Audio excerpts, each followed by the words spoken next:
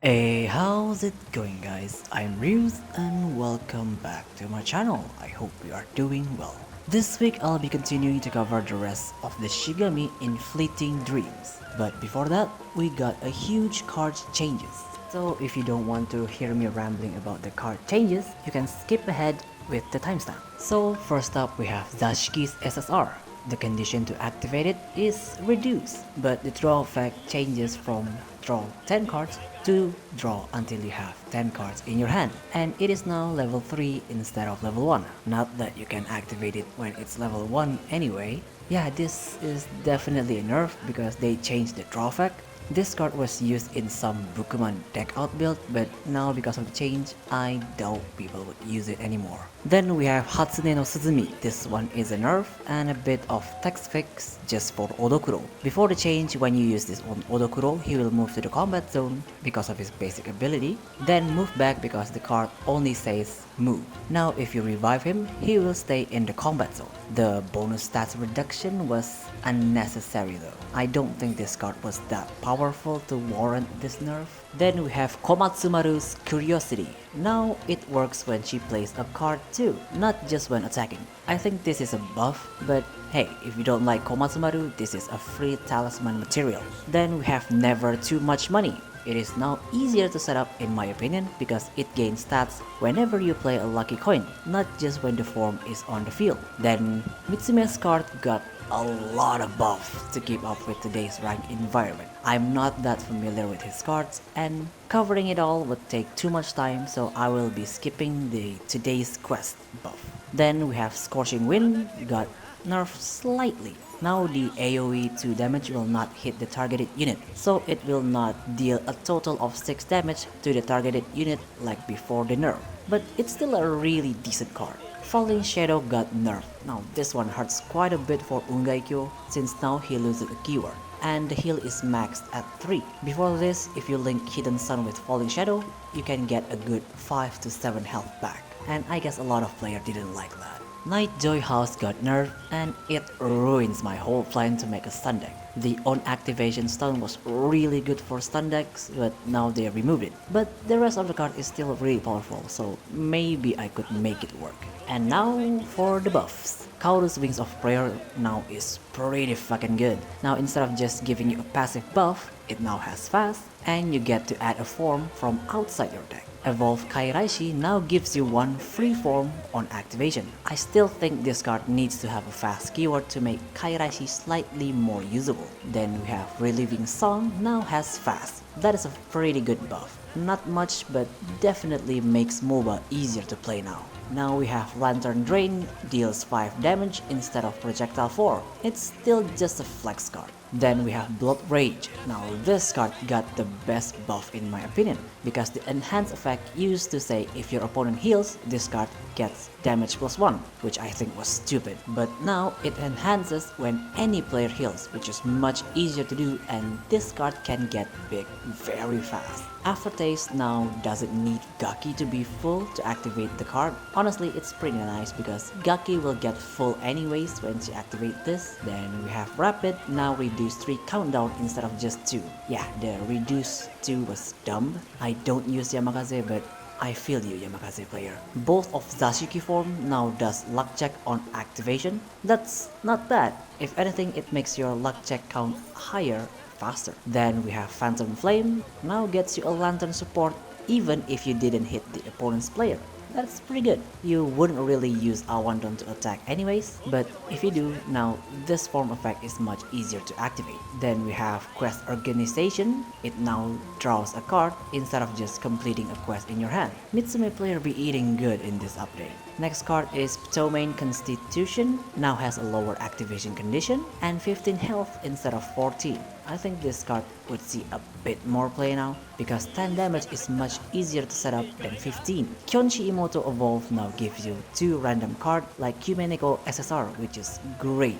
because a fully set up Imoto is pretty dang scary in my opinion. Next is Hangan. Hangan got his base stats buff and now he has 3 attack and 4 health now. His evolve also reduced enemy stats like his level 1 card that I don't remember the name. And lastly we have Umibozu's SSR. It now gives a whopping 3 heal to a unit on activation. That's it. But the evolve already has a pretty decent basic ability, so I guess it doesn't really need anything else. And we're finally done covering all of the new card update. So before this video gets too long, let's get into the deck rundown, shall we? This is probably one of the fastest deck I've ever made. This deck can very easily end games before you even reach level 3. The only time it struggles is when fighting decks that have Shikigami with high health like purple decks. But other than that, this deck can basically steamroll anything. First up, we have Kyume Neko. She is here as our blocker and our secondary attacker. For her, I'm bringing 2 Paw. It's very easy to make Kyume Neko gain 2 Kyume, and with this card, she becomes a 6 damage hitter, and that will pretty much tear down any defense your opponent has. Then we have 2 Prolong Life. Since she's very useful, we want to keep her alive as long as possible. Not only this card does that, this card also has a really high attack stats that we can use to our advantage. Then we have 2 Revenge, a card that we can use to get rid of any Shikigami that stands in the combat zone, because most of the time we want to clear the way for Fury's direct attack. Then we have 2 Cat Steps. We don't have many options when it comes to dealing with Shikigami at the back, so try to save this until you really need to get rid of someone. Next, we have our main damage dealer, Fury. He's probably the cheapest green Shikigami to use. You literally only need 2 SR cards to play with him. For him, I'm bringing 2 Tornado Shuriken. If you already get to hit the opponent with Fury, you can use this to make your clone fusion and attack the opponent with 4 attack clone. That will definitely hurt them. Then we have 2 Spectre Division. You can either use this to set up Thunderfire Shell or use this to get the extra stats for Joruri's Purity. Either way, this card is very useful even just as a plain blocker. Then we have 2 Windmill Thunderfire Shell. This card is really freaking good because this card alone makes a total of 4 attack that can easily overpower your opponent. And then we have 2 Leap. This is just a very simple card that lets you attack directly. Probably the least good out of his cards that we bring. Then we have Joruri as our green Shikigami buffer. You can actually remove the SSR because we rarely reach level 3. You can even bring the combat card instead of the SSR if you want this deck to be even cheaper. Most of the time you will just use Purity and Revelation to deal with your opponent's stuff. And lastly, we have the new Shikigami Ungaikyo. He's our combat zone clearer and his card is pretty much made for that purpose. For him, I'm bringing 2 Falling Shadow. This card just lost the keyword, sadly, but still very useful even if you just use it for the targeting 3 damage. Then we have 2 Hidden Sun. This card basically deals 5 damage projectile, but if you got lucky and link to Hidden Sun with Hidden Sun, always pick the one on the right because that will deal the extra 2 projectile, totaling 7 damage projectile. Then we have 1 Grand Illusion. I'm bringing this just in case we need more power when dealing with the opponent's stuff. Then we have 1 Evolve. You never want this card to be in your hand. Let this stay in your deck so Ungaikyo's card gain fast if it linked to it. And lastly, we have 2 Mirror's Wrath. This is here just for the keyword. If you want to bring any of his other cards, you can definitely do that, but I do like the criticals. And that's pretty much it for the deck rundown. This deck is super easy to use, even for people that are not used playing aggro, and I will prove it. So let's move on with the replays.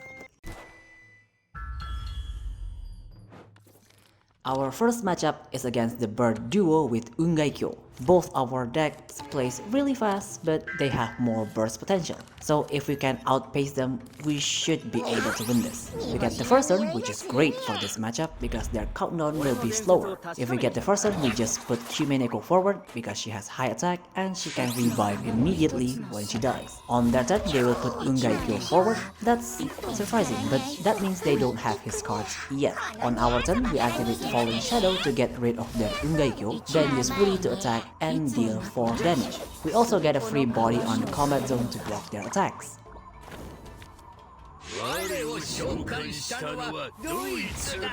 On their turn, they will activate Listener to kill our Fury because they don't have anyone else to sacrifice for blocking our attack. On our turn, we're just going to use the clone to attack their life and pass. We don't need to put anyone forward as long as we have the clone. On their turn, they will evolve Itsumade twice and pass. They're making really weird moves, but that's fine by me. On our turn, we put Prolong Life on Kumineko, then attack their life and pass. We got the life advantage, but they still have Chin, so we have to watch out when she does stuff. On their turn, they activate Gathering Storm to kill our Kumineko.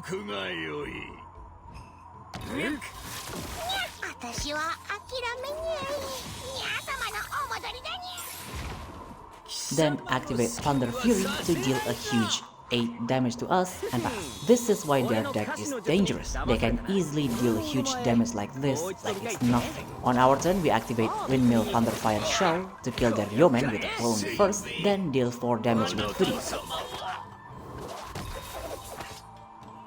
After that, we activate Purity on Joruri and use her to attack directly, dealing 7 damage, and we pass. With that move, our win is pretty much guaranteed. On their turn, they activate Poison Erosion to give our Joruri fragile, then activate Golden Feather to kill her. Then they will put Ungaikyo forward as a blocker and pass. They might think that will be enough, but we still have our own Ungaikyo. We activate Hidden Sun to kill their Ungaikyo and deal 2 damage projectile, and use Fury to finish them off.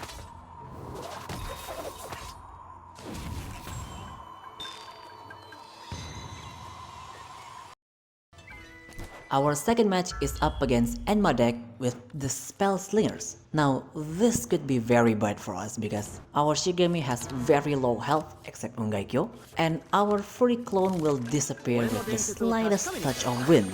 They get the first turn, that's already bad for us, but thankfully we have the solution to their first turn ghost. On our turn, we activate Revelation to kill their ghost and deal 3 damage piercing to their life. Then we attack with Fury to deal 4 damage to their life and get a free body to block their ghost. On their turn, they will put Tamamo forward, then activate Enma's field and pass. I'm guessing they don't have Tamamo's card and trying to set up for next turn. But on our turn, we activate Falling Shadow to kill their Tamamo.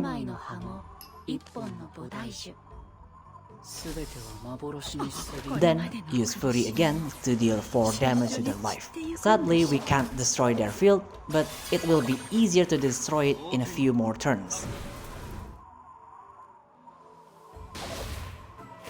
On their turn, they will attack with Enma to kill our clone, then activate Song of Truth to reset their assault, and attack one more time with Enma, dealing 5 damage to our life. That actually hurts quite a bit.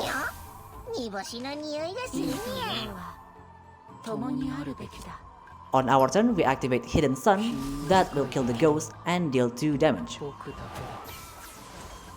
Then we attack again with Fury, and since we have orbs left over, we put Purity on Joruri to get that extra stats, because we have the clone as our extra green Shikigami. On their turn, they will evolve Enma and summon a ghost. Our clone isn't enough to block that, but we still have ways to deal with it. On our turn, we activate Leap to attack directly and let the clone kill the ghost. Then we use Joruri to deal 7 damage to them and pass. On their turn, they will activate Dark Feather Blade to damage our Joruri. Then activate Soul Seize to kill our Joruri, and their Enma gains haste. Of course, they will attack and deal 5 damage to us, but unfortunately, this turn will be their last. We activate Cat Steps to kill their ghost, then use Fury to end the game.